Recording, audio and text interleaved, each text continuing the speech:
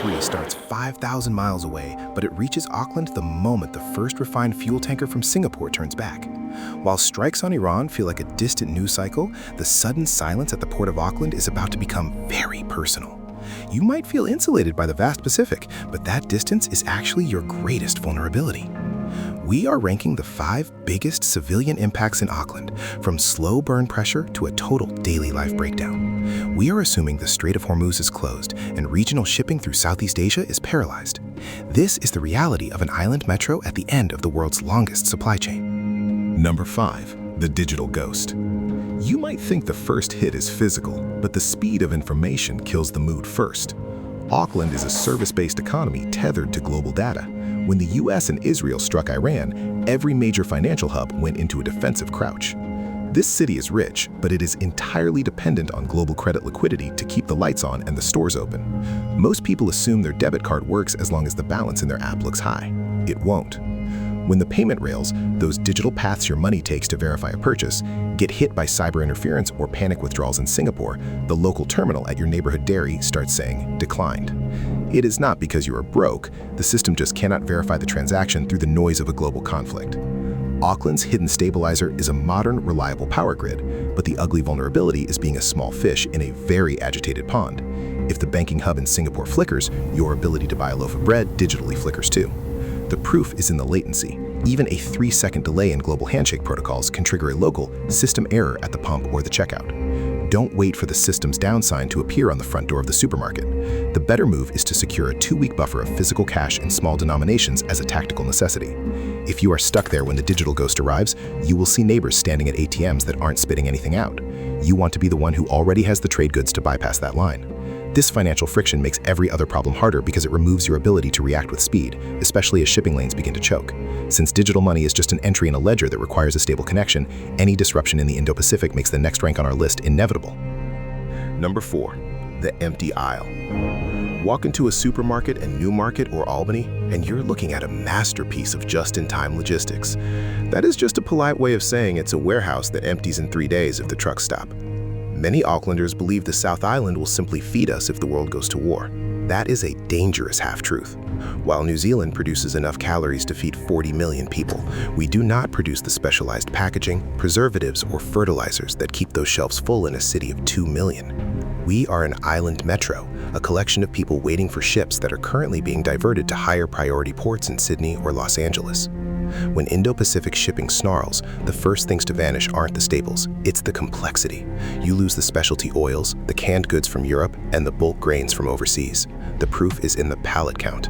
A standard supermarket only holds about 3 to 5 days of inventory for high turnover items like bread and milk. If the trucks stop coming from the distribution centers in Weary because the management software is glitching or fuel is being diverted, those shelves don't just get low, they get cleared. The hidden stabilizer here is the backyard potential of older suburbs with decent soil, but the ugly vulnerability is the sheer density of the modern city of sales. You cannot feed a metropolis on homegrown tomatoes and a few lemon trees. Most people will try to panic buy on day 3 of a crisis. You are better off building a deep pantry months in advance. If you haven't done that yet, buy bulk rice and flour while it is still just expensive rather than unavailable. When the food variety drops and the stress of a restricted diet set in, the pressure shifts to the one place people forget to protect: the medicine cabinet. This shortage of physical goods is often worse than the financial glitch because you can't eat a bank statement. Number 3. The pharmacy gap. Health is a logistics problem that most people ignore until a child has a fever or a blood pressure cuff shows a spike. Auckland's medical supply chain is almost entirely dependent on high-speed shipping from places like Korea and Malaysia. In a global escalation, those routes are the first to be militarized or abandoned by commercial carriers. We do not manufacture the base chemicals for most common antibiotics or insulin here in New Zealand. The hidden tax of the crisis is this medical volatility. You might survive a lack of imported luxury food, but you cannot survive a lack of specialized chemical imports. Most pharmacies in Auckland only carry enough stock for a few days of normal demand for common prescriptions. When news of the Iranian retaliation hits and the public realizes shipping is paralyzed, the run on pharmacies will be faster and more desperate than any grocery panic. The hidden stabilizer is New Zealand's centralized health database, which helps with rationing and tracking. But the ugly vulnerability is that rationing only works if the warehouse actually has stock. You are currently on a leash that's only as long as the next cargo flight from Changi Airport. The better move is to talk to your GP about a long-term travel supply of your essential meds now. Don't frame it as prepping, frame it as continuity of care for your family. If you are stuck in Auckland when the pharmacy shutters, you're at the mercy of a government stockpile never designed for a multi-year conflict. This medical anxiety leads directly into the core physical failure of the city, which is much more visible: the fuel pump. While a lack of medicine affects the vulnerable first, a lack of fuel stops everyone. Number 2, the dry pump. This is the one that catches Auckland off guard every time. Since the shutdown of the Marsden Point refinery, New Zealand no longer refines its own crude oil. Every drop of petrol and diesel that keeps the city moving comes in as a finished refined product on a tanker. Most of those tankers come from Singapore and South Korea. These are exactly the areas at risk when shipping lanes are threatened by an Indo-Pacific blockade or a Middle East blowout. As the US trades blows with Iran, the cost of insuring a tanker to New Zealand becomes astronomical. Some ships just stop coming because the risk outweighs the profit.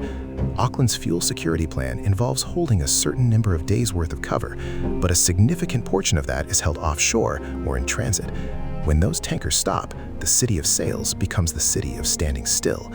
You might think you can just work from home, but the people who fix your pipes, manage your waste, and deliver your food cannot. The refined dependency means we have no internal reset button. The hidden stabilizer is the Taranaki gas fields, which provide some domestic energy, but they do not produce the diesel that runs the heavy freight trucks.